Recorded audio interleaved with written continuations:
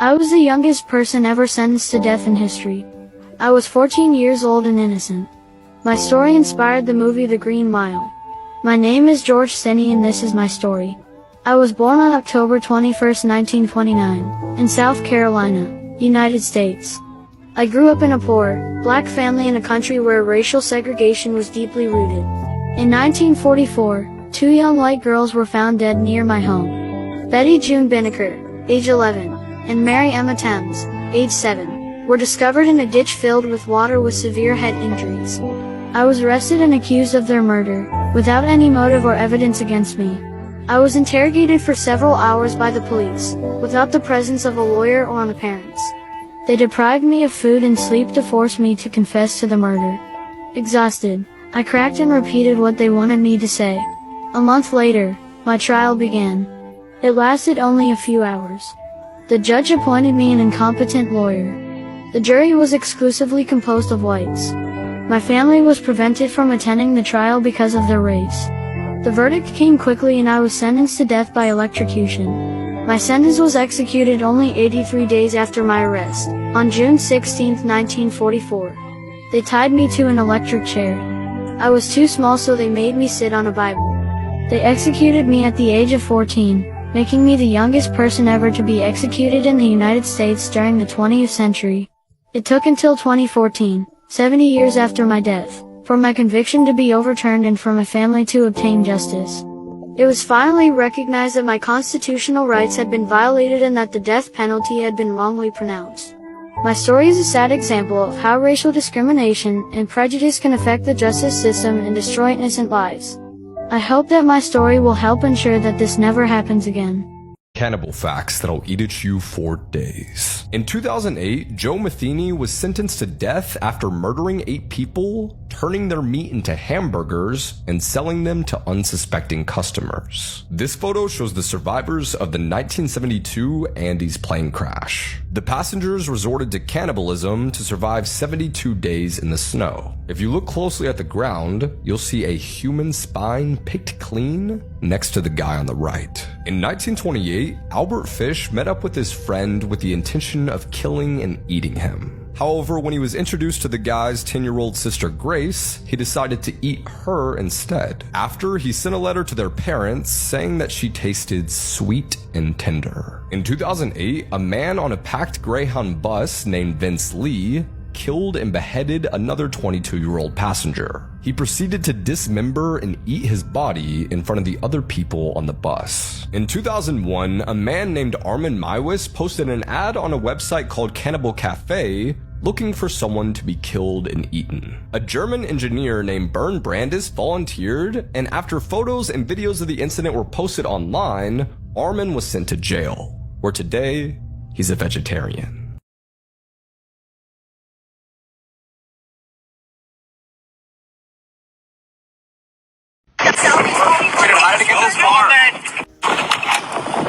Excuse me, I will call the cops. This video has been making its way around the internet lately, and the story behind it is so morbid. If you have not been following along, allow me to catch you up. So the woman here in the baseball cap, her name is Katrina McLean, and she's got kind of a dark hobby. No, it's not what you think. She likes to make creepy dolls. Like these kind of dolls. She says she likes to make creations that shock the mind and the soul. So that's not a big deal. I mean, I'm into all kinds of creepy things, so you know, you do you. What did she do that people are all up in arms about? Well, apparently there is a special ingredient to these creepy dolls that Katrina constructs, and the secret ingredient is people. Desecrated remains, to be exact. Allegedly. Katrina, along with 6 other people, are alleged to be a part of a very sordid and illegal operation that steals human remains that were donated to a medical school. Harvard Medical School, actually. And she's alleged to have a skull and some human skin in some of her dolls. The morgue manager was running this black market operation to sell parts before they were cremated and returned to the family. And the story is still continuing to unfold. We got the call Sunday about this, and the person who died had been in the tub for 5 days when she was found this weekend, and we're just now cleaning this on Wednesday, so yes. This bathtub has been like this for about a week. Got it. Okay. Keep your hands right there.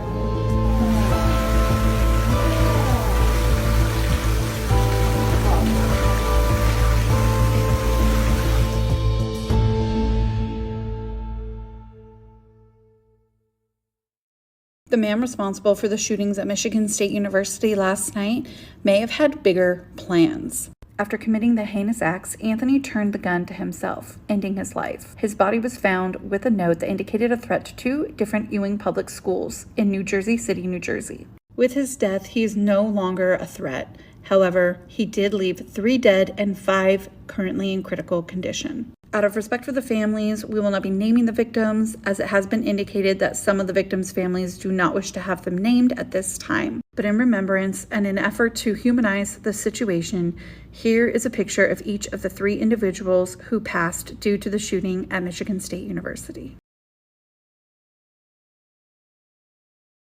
A man with no arms was charged with stabbing a tourist using scissors with his feet. John Crenshaw was a well-known figure in South Beach, Florida. With no arms, he would impressively paint pictures with his feet and was once a viral sensation. He was known to be homeless and bragged about impregnating many women, including, he states, Gwen Stefani. In 2018, he was arrested for a shocking incident in Miami Beach. A tourist from Chicago, 22-year-old Cesar Coronado, claimed to have asked John for directions. John claimed that Cesar had punched him in the head. John jumped up, stabbing Cesar with scissors using his feet. Police discovered Cesar bleeding from his arms and he was rushed to hospital. John actually fled the area but was found shortly after close by. He was charged with aggravated battery and had a history of criminal offences. These included disorderly intoxication, vandalism, and battery on police officers.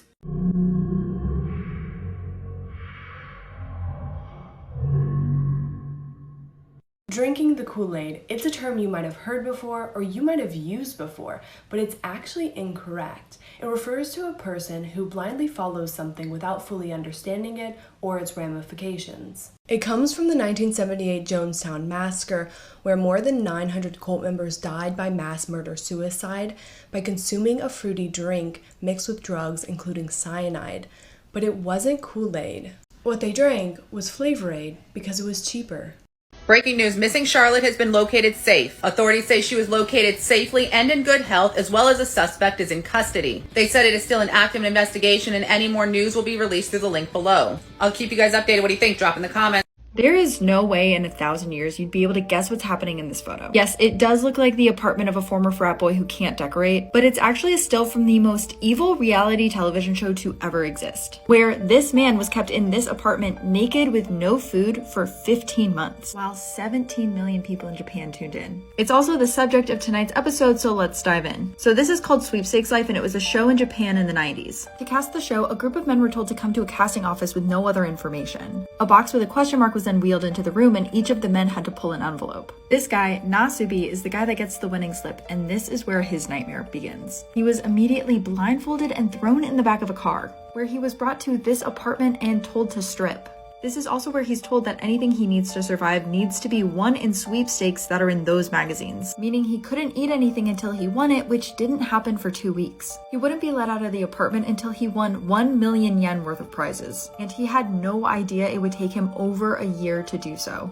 I'm gonna have to do another part to the story, but check out tonight's episode for more. 3 bone-chilling paranormal encounters caught on camera.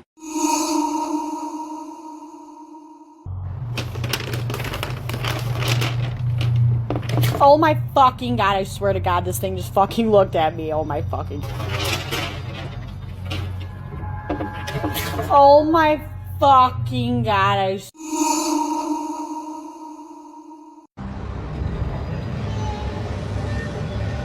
You okay?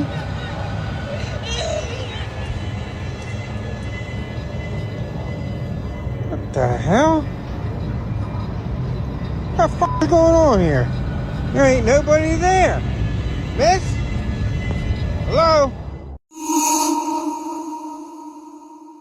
The reason I had to move out of my flat. I was home alone.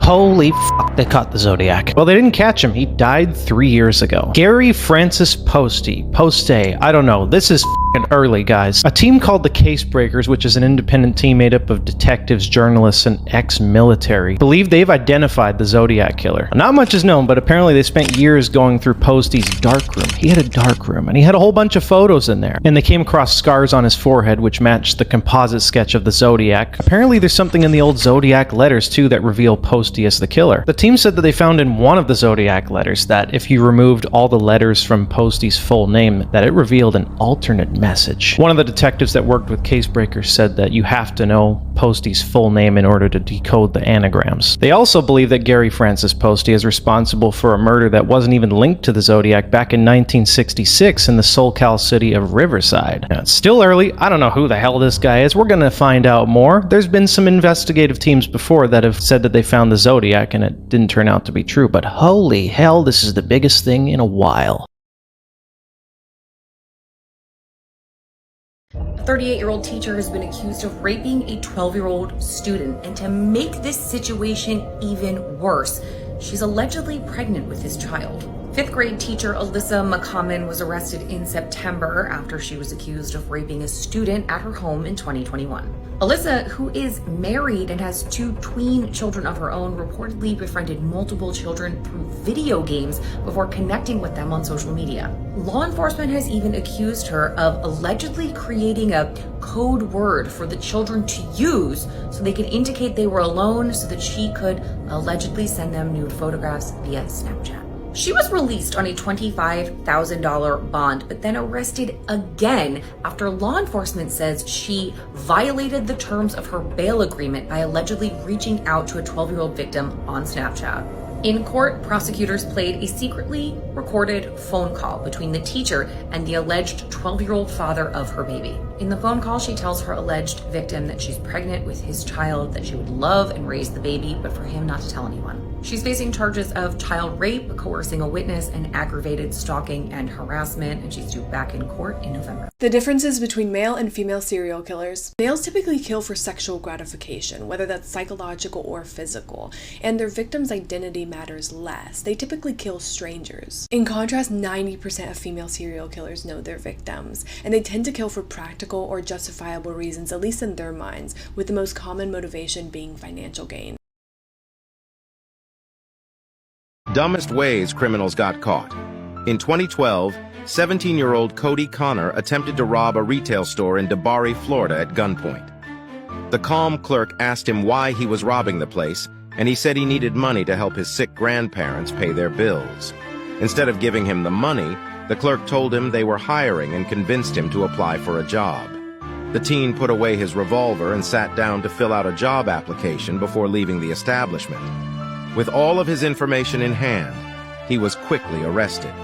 He later pleaded no contest and received 10 years in prison. In 2010, 59-year-old Mark Smith entered a bank in Watsonville, California, and demanded $2,000 in cash. He told the bank employees he had a bomb and would detonate it if they didn't give him the money. Rather than give him what he wanted, a bank teller convinced him to take out a loan. While Smith started filling out the paperwork, bank employees contacted authorities. When police arrived at the bank, they took Smith into custody. He did not have a bomb or any weapons on him. No word on what punishment he received. Have you seen the Night Lady? Back in 2009, in a Mexican city called Chihuahua, residents began noticing something very disturbing.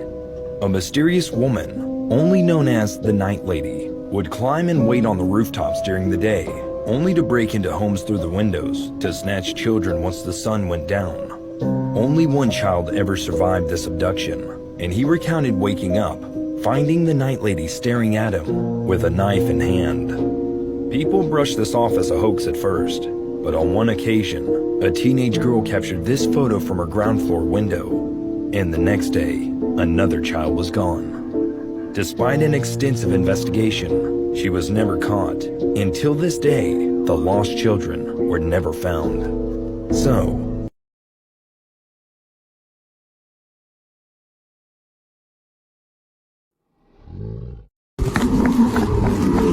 Tiptoe through the window, by the window, that's where I'll be. Come tiptoe through the tulips with me. Just how bad are Mexico's rival cartel wars? A dog was just caught on video running down the street with a human head that it stole from a crime scene. Authorities said that the human remains were discovered inside an ATM booth, but the police were beat to the scene by a dog who ran off with the severed head before the police could secure the area. The police reportedly spent the next couple hours searching for the dog and the head, but they didn't find it until the next morning. This means people in the small Mexican town were treated to the gruesome sight of the dog running around all night. The attack happened in the northern Mexican state of Zacatecas. The state is currently embroiled in a turf war between rival cartels. Authorities say they found 2 notes in the ATM booth that tied the murder to organized crime, but didn't provide any further information. Cartels use Zacatecas as a lucrative corridor to move drugs north to the US. It's also become an area that criminal groups use for drug labs and narco camps for training new recruits. With rival cartels waging war over territory, Zacatecas now has one of the highest homicide rates in the country. In the mid-2000s, 6 severed heads were found at a popular beach resort right before the Mexican presidential election. Now it's become a prominent tactic for cartels trying to intimidate authorities or rivals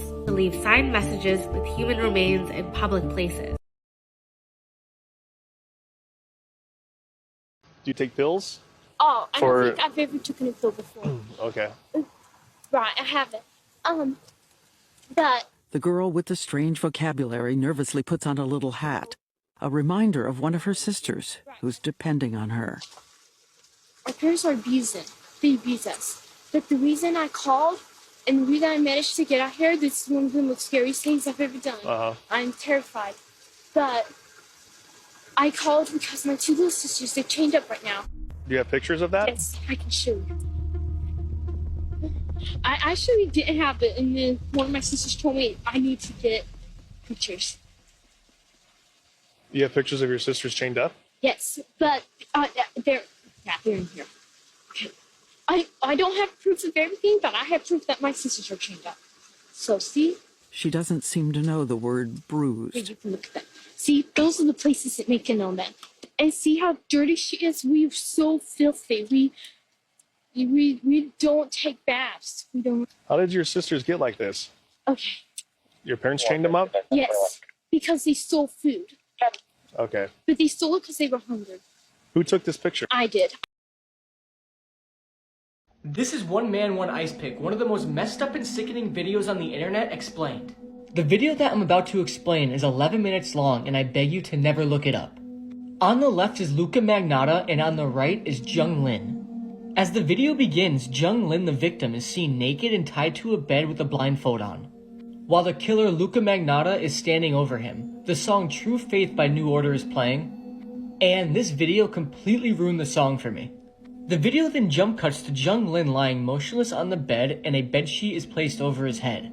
Luca then enters the camera holding an ice pick and begins stabbing the victim repeatedly in the chest and stomach for over 1 minute straight. Luca then grabs the camera and holds it as a POV shot and shows all the stab wounds around the victim's body. There's no blood at all, which somewhat feels more unsettling, and this is because the victim's throat was slit off camera. We know this because Luca lifts the bedsheet from the victim's head. Still shooting in a POV style, Luca takes a kitchen knife and begins slicing into the victim's flesh on his right thigh and right arm. Luca then focuses the camera on Jung Lin's body, showing the full extent and brutality of the situation. The video then jump cuts again and shows the victim's head, which at this point has been severed. Luca places the head in a black box and plays with the severed head's hair for a couple seconds. Once again, the video jump cuts and Luca has the camera in one hand and the knife in the other. He starts to cut off one of the victim's arms at the shoulder, beginning the process of dismembering the victim's limbs. Luca cuts into the flesh for a while until the arm is half dismembered. He then drags the knife along the victim's back, causing severely deep slashes. Another jump cut happens, and at this point we see both of the victim's arms have been completely dismembered. Luca then picks up one of the severed arms and begins using the hand to pleasure himself. This is absolutely sick. At this point we get another jump cut and the victim's right leg is completely dismembered, and the left leg has been half dismembered. A close-up is then shown of the victim's stump, and you see his femur bone surrounded by flesh. The body is then turned over on its side, lying on its stomach. Luca then starts humping Junglin's body. Again, another jump cut happens, and it shows Luca cutting off a piece of the victim's butt with a fork and knife. It's not shown on camera, but he 100% eats it.